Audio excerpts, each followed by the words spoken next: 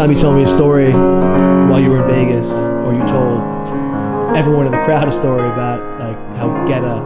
Oh yeah, inspired David was playing. Yeah. I was hammered. But you said the story like you first heard it when you were in Argentina. So how did that affect your musical like progression, like your career? I heard the song by David Guetta. It was like him versus the Egg. It was called like Walking Away. Dancing and crying, oh, in my love, don't let me go. That one. And I was like, and I had this sick fucking beat that I never heard sound like that. And I was like, I thought you were drinking a Corona. I was like, dude, it's not even noon yet. Respect. And then, ooh, look at the hills are getting so green. That's nice. I love it. Yeah, and I was like, I never heard sounds like that before because I was like just into bands and hip hop and stuff, and then I like came home bought Ableton. You were studying abroad years there? later. Huh? You were studying abroad? Yeah. How old were you? 20. I was 16. 15. Baby boy. Yeah. How long were you there for?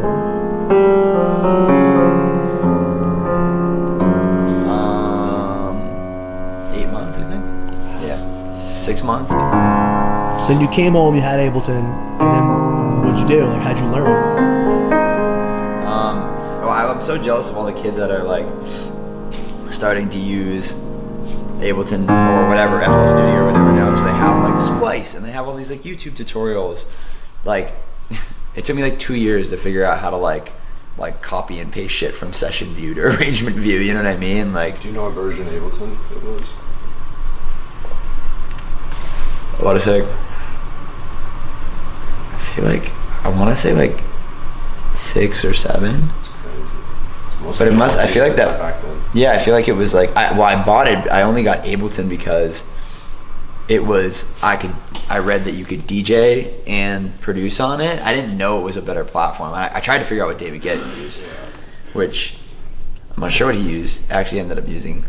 I think I've asked him. I think you filmed me asking him in this studio before, but I can't remember. We'll roll it back. Definitely. Yeah. So do you play any instruments at that point? I played drums my whole life, and now it's like my worst instrument. How old were you when you got drums? 5. There's really cute videos of me sitting in my front lawn. My parents would bring my drum kit out and I'd play it. And the neighbors would drive by and shit and honk their horns and stuff. We gotta get those. I'm gonna text there's footage. Yeah. I'm gonna text your mom right now. What a gift to get your kid. I just got my nephew drums for Christmas, and there's a video of him just smacking away, and then I filmed my sister-in-law and I filmed my mom, and they're just like, and the kid's just like banging away.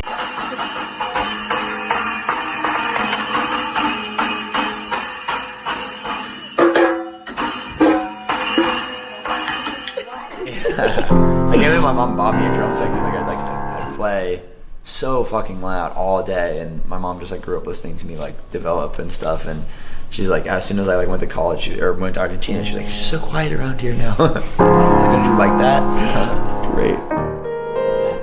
So once you got Ableton, like how did you figure out like chords and like how to like make melodies? I have this little like, what's the small MIDI controller, like 25 keys? Yeah, 25 key thing. You know what's really funny is the chords to closer are this, as you can look.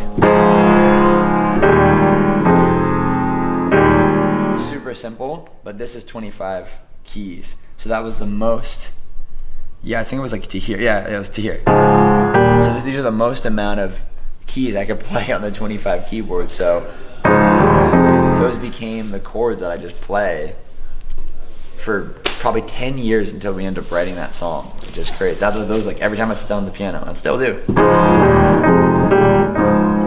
Yeah. Wow. That's how the similar chord progression is in like a lot of our songs, because those are just like what I sat down to play, and they were like the most emotional thing that I could play. And I remember when we were doing the beat for Closer, it was me and Freddie from Louis the Child driving in the back of the bus from like Oklahoma to Denver, and it was snowing, and it was like 3 a.m. and we were both so drunk, and we were pulling up sounds, and we pulled up. He has Lewis Child has this song, "It's Strange," and I was like, "Yo, pull up that sound." And then I pulled up the sound of Roses, the da da da da. He was there. I was like playing shit, and I was so drunk. The only chords I could play were that I remember too. And we just he was like engineering, tinkering around, and like we put him into like. Yeah, that's how that song came about. Those old ass chords. Wow. And how'd you start writing it, like lyrically? I had, I remember I was sitting on a plane. We were like listening. We had like a big emo night on tour where we listened to like all of our old like favorite bands, like Blink-182 and Taking Back Sunday and whatnot. And I liked how direct their lyrics are, which is crazy because we just did it, wrote with Blink 2 days ago, and I just liked how like direct they just like spoke about things. And I had been like sitting like either in my bunk or whatever, and I wrote like, "Hey, I was doing just fine before I met you. Tell your friends it was nice to meet them, but I hope I never see them again." I don't know. I was just trying to imitate them, really. I remember I was like writing the lyrics over the beat after Freddie and I had just like a sketch of the verse, and I was writing lyrics, and I had Sean Frank, who was also on tour with us, come in. I was like, "Yo, I'm writing this song. Can you help me out?" I think at that point we had.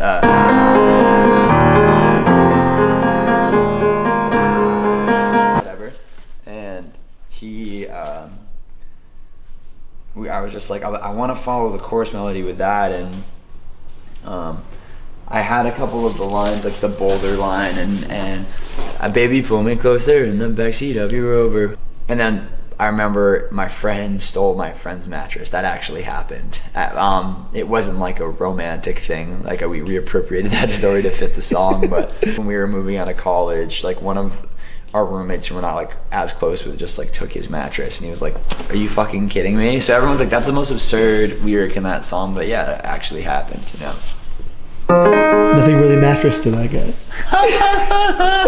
Sean was like, "Dude, you can sing this song," and I was like, "Really? Like that'd be fun." I mean, it's like all those lines are basically from my experience going to Syracuse and then coming home, and like I went to school with like a bunch of rich kids, and I'm not from like money or anything, and I just like saw all these spoiled kids like driving their parents like Range Rovers and stuff. So that's like the sentiment behind all the lyrics and Closer, is just kind of like I was like there. It was so hard for me to be there. It was so expensive. I was accruing all this debt, and I just saw these kids just whipping around their parents' Mercedes and Range Rovers, and was just like, fuck, man. So that's kind of like where the sentiment of that song comes from. Wait a second. This is like the first song you really sung, because you sung on. Yeah, it was the first song I sung on. And it's crazy. Like, honestly, my voice is, I've worked so hard on my voice since that song. And that song is like, my voice now sounds completely different. Like, I don't even know if I sound like that anymore. You sound grown up. Hey, I was so hungover when we sang the first part too. "Hey, I was doing just fine before I met you." Yeah. Thank God for Melodyne. I had no voice at that point. What's Melodyne? Melodyne's like more advanced auto-tune. When I first heard that song, like, it reminded me almost of like a 60s like soul song, because they used to like talk over beats. Like just talk over a beat and then sing a chorus. That ended up becoming our style. I mean, in the beginning, because I just could not sing at all. But yeah, that became like, even in Paris. Paris was actually written in Stockholm. Really drunk again. I read a lot of, I think so. I'm like an overthinker, so alcohol-induced songs really help me get the juices flowing. Get the studio at your house. Jordan's always like, "We should just fucking, you need to get you some beers before we can put you in the booth." Even now. I'm a bad influence. Holy shit. So that must have been quite the adjustment, like just trying to, sing lyrics to a song and you'd never sung before. I just talked to him. We were staying in Paris. I remember I was taking a piss, and I was like, "We were staying in Paris to get away from your parents." I was like, "Oh, that's an interesting line. Let's write a song about whatever that could be about." And then I had some ideas about something my friend was going through, and we kind of based the story about my conversations with him. Using heroin at the time, and I knew it, but he was my childhood friend, and I tried to keep in touch with him. But he would talk about like everything was fine. That's kind of the basis of Paris. So by that time, you were probably more comfortable with like I mean, maybe for performing Closer. 'Cause how soon after Closer to Paris you start writing Paris? Maybe, honestly, maybe a year after. Oh, that long? Yeah, it was a while. I wrote Closer in the spring of 2015. Wow. I feel like they came out in like the fall of 2016. Yeah, that sounds right. Time flies, man. Because, dude, we were in that market the other day, and like we walked by like some place, and they're playing Closer, and like I was in like some obscure like discount superstore right next to JFK, and they're playing Beach House, and I walked in and it was playing. I'm like, this is a fucking omen. Like I was where? Dude, it was like, it's like, a lot of people are playing Beach House. Beach House is low key like one of my favorite songs. Dude, when I first heard that, I flipped out. I was like, dude, I listen, anything you guys make, I'm partial to because you're my buddies. We were on tour in Europe, and we were in Amsterdam, red light district, like 10 of us guys from the crew, and we're walking by. We're walking by a sex shop, and we can hear Sick Boy playing. Really? Yeah. So we went in and filmed. Like, Josh Lights is doing. That's great. Dances with like adult toys in the song. It's great. Dude, but that's like, I literally walked in there to get the sweatshirts that we made for your birthday.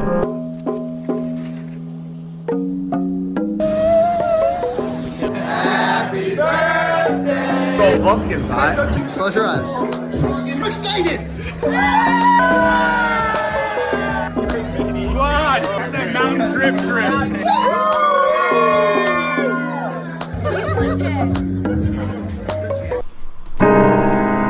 So my point was, what was that like hearing your voice on the radio for the first time, and like knowing that like people are like hearing this and like it's you? Like that must have been fucking It was surreal. cool, but it wasn't really my voice. It was my Melodyne voice. Paris is my real voice, but Closer is like, nah, it's definitely, I don't know, it's kind of weird. Hey, I was doing just fine. It is weird because you know when like you like hear yourself on like a video and you're like, dude, that's what my voice sounds like. It was a little bit like that because you're like, that's not my voice. What's it like now hearing yourself out, like just because you're so much more like grown up and like you've done so many more songs, and when you hear your song out, like say we go to a club and people always play, you know, your stuff when they know you're there, what's that like? I just look around and see if people fuck with it. They played Closer it was cool. I went to One Oak last night, and Closer is such an overplayed song now, but like looked around and like everyone, it's crazy, just like everyone knows every word to that song. It's cool to have a record like that, you know. Everyone. My mom knows that song. My niece and my nephew, they're 4, and they sing something just like this. Like they know the words to that song. What kind of advice would you give to someone who's like about to record their first song? That's writing their first song? Yeah. Just write about the shit you see. Don't worry about if it makes sense. As long as it's a vibe, you know? Some of our songs make a lot of sense and tell really descriptive stories, and some songs are just every line's a vibe. And those are the songs that I like loved growing up because I like didn't need to. Music doesn't have to be. You don't have to like treat fucking songs like a 5-paragraph essay. You know what I mean? They can just be like. They can just be vibes, you know. I remember like Beach House.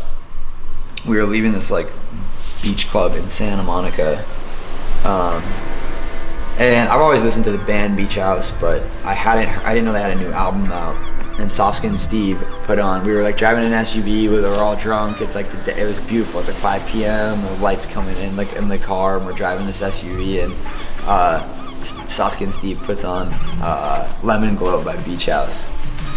And that line, that's where like when I heard those chords, I was like, it put me in that moment driving around Santa Monica. You can see the ocean. Woke up on the west side, listening to Beach House, taking my time. She's just my type.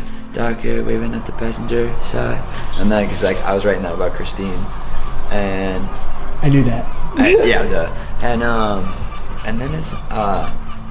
And then I wanted to go kind of closer with it, and I like talking about like the nuances of kinky sex, not kinky sex, but like not like spontaneous sex. Spontaneous sex is a better way to say it. And then I start to think, as I lift her on the sink, that I've been here before. It's a certain type of fling. She gets bored of everything, not the type you can ignore. I like the idea of that type of chick that's like, doesn't need you. She's down to have fun with you, but like has her own vibe. That's really sexy to me. That's how she is, you know? So.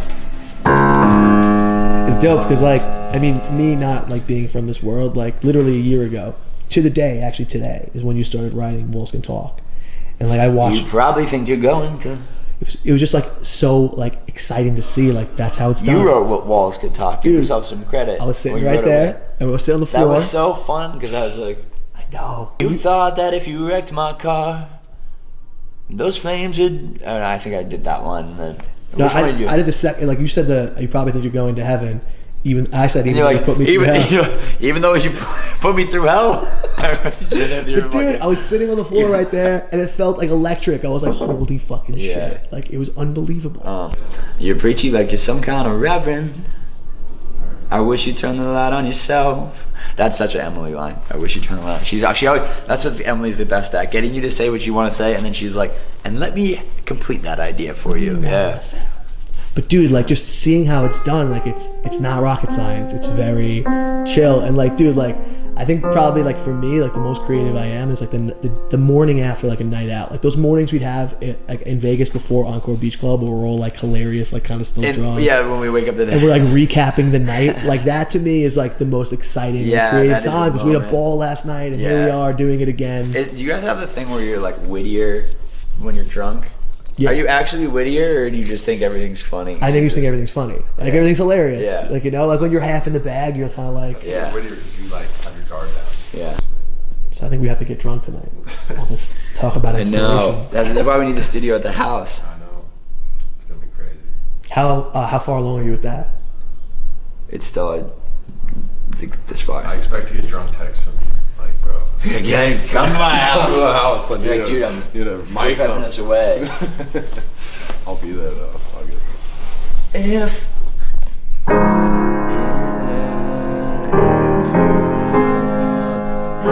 you need me, I'll be there. When you don't wanna love you, when you're broken and hurt too. If you need me, I'll be there. When you're craving attention, when you're question, I'll be there, I'll be there. Damn, my voice is hungover today. I'll be there, I'll be there. I didn't some of the closing chords. If you need me, I'll be there. When you don't wanna love you, when you're broken and hurt too. If you need me, I'll be there. When you're craving attention, yeah, I'll quench you, no question. 'Cause I'll be there, I'll be there, I'll be there. I'll be there, yeah, be there.